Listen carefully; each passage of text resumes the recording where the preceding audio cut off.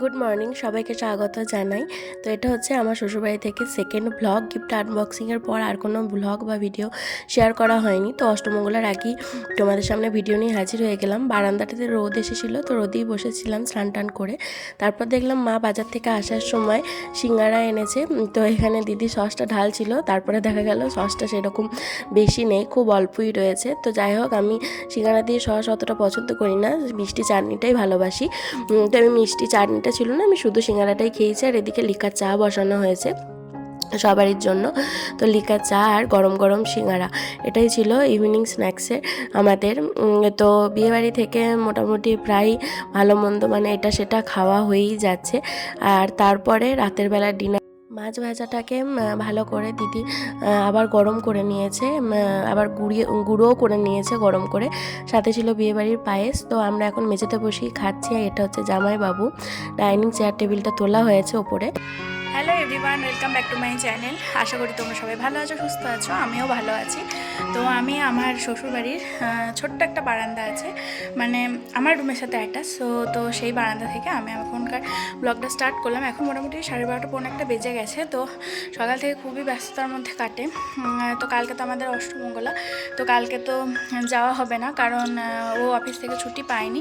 তো সকালবেলা টাইমটা কী হয়, প্রচণ্ড মানে ব্যস্ততার মধ্যে কাটে।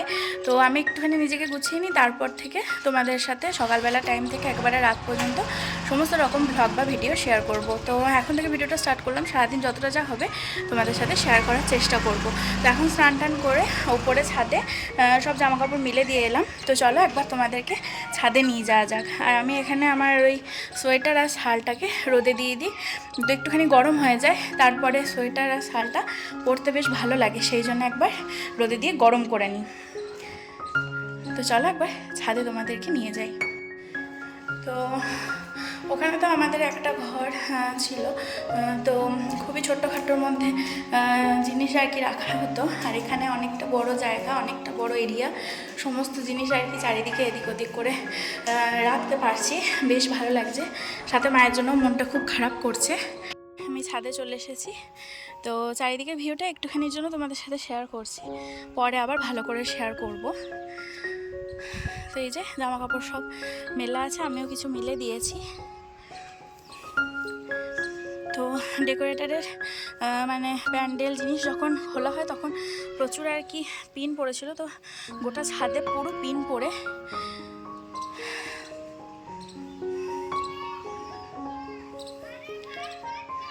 তো এখনও পর্যন্ত আমি বিয়ের ভিডিওগুলো আপলোড করতে পারিনি, কারণ আমি এডিট করার সময় পাইনি দেখে। আইব্রো হাতের একটা ছোট্ট মিনি ভিডিও তোমাদের সাথে শেয়ার করেছি, আস্তে আস্তে সবগুলি শেয়ার করবো। তো সঙ্গে থাকো, আশা করি তোমাদের ভালো লাগবে।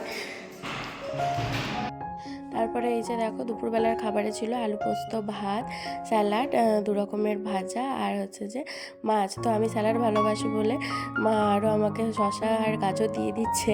তো ঠান্ডা লাগার মধ্যেও আমি শশা খাচ্ছি, জানো তো, সেই জন্য আমার ঠান্ডাটা ছাড়ছে না। আর জামাইবাবু আমি ফল খেতে ভালোবাসি বলে কত রকমের ফল এনেছে দেখো, কালো আঙুর, কমলা লেবু, আতা। তো অনেকদিন পর আমি আতা খাচ্ছি, অনেক ছোটোবেলায় খেয়েছিলাম। ডাসা পেঁপেও আমার ফেভারিট, তো জামাইবাবু নিয়ে এসেছে। আর আতাটা বললে বিশ্বাস করবে না, এত মিষ্টি, মানে যারা আতাটাকে বাইরে থেকে দেখে পছন্দ করো না, খেলে তার প্রেমে পড়ে যাবে। আমারও সেই অবস্থাই হয়েছে। ছোটোবেলায় মা একবার জোর করে খাওয়ানোর চেষ্টা করেছিল, আমার একদম ভালো লাগেনি। তো এই আতাটা এতটাই মিষ্টি, আমার খুব ভালো লাগছিল। আর ফল তো আমার অলওয়েজ ফেভারিট, সেই জন্য ফলগুলো আমি আর জামাইবাবু মিলেই কাটতে ব্যস্ত। তো এই ফ্যামিলিতে আমি আর জামাইবাবুই বেশি ফল পছন্দ করি, সুদীপেরও ফল শ্যুট হয় না, আর কেউ অতটা ফল পছন্দ করে না। তো এই পেঁপেটা দেখো, পুরো ডাসা পেঁপে, কত ভালো লাগছে দেখে। তো তার সাথে রয়েছে আপেল, বেদানা, বিভিন্ন ধরনের ফল।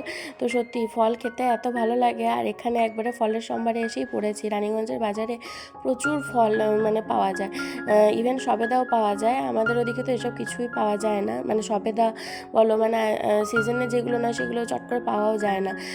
তো আমার মায়ের আবার সবেদা খুব ভালো লাগে, কারণ খুব মিষ্টি তো, আর আমার মা মিষ্টিটা পছন্দ করে।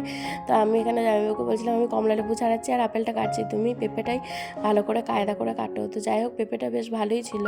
আর এখানে এতটাই রোদ আসে, আমার ব্যালকনিটায় পিছন ঘুরে বসতে হয়, নাহলে একবারে মুখ টুক সব পুড়িয়ে দেয়। তো আমরা ফল টল খেয়ে একেবারে ঘরে চলে যাব, কারণ এই এতটা রোদে আর বসা সম্ভব হচ্ছে না।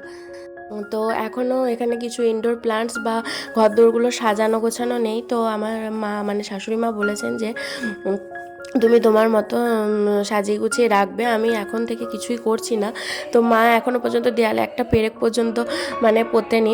আমি কোথায় কি করব না করব সেগুলো মা দেখবে, যে সেই মতো জিনিসও কিনতে হবে, তারপরেই ঘর সাজানোর ব্যাপার।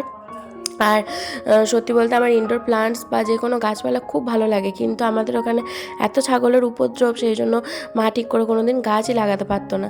তো যাই হোক, আমার এখানে উঠোন তো নেই, আমার এই ব্যালকনি আর ছাদের মধ্যেই যা করার করব। তো যেটুকুই করব তোমাদের সাথে অবশ্যই শেয়ার করব। তারপরে সন্ধ্যেবেলা জামাইবাবু আজকে এগরোল বানাবে বলে ময়দা মেখে নিয়েছে, আর তার সাথে শসা, গাজর, পেঁয়াজ, কাঁচা লঙ্কা সব কুচি করে নিয়েছে। তো মা তো ডিম খায় না, তো মায়ের জন্য প্লেন রুটি ছিল।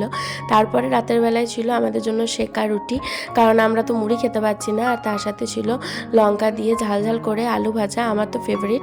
আর তার সাথে ছিল ডিম সিদ্ধ। তো যাই হোক, খেতে খেতে ভিডিও করতে করতে খাবারটা একটুখানি ফেলে ফেললাম।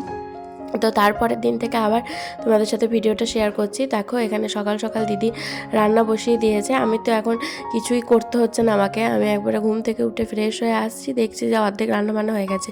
তো দেখো কত কিছু হয়ে গেছে, মাছ ভাজা হয়ে গেছে, দিদি এখানে পেঁয়াজ ভাজা বসিয়েছে, আমার মনে হয় মাছের ঝাল করবে। Good morning, welcome back to my channel. আশা করি তোমরা সবাই ভালো আছো, সুস্থ আছো।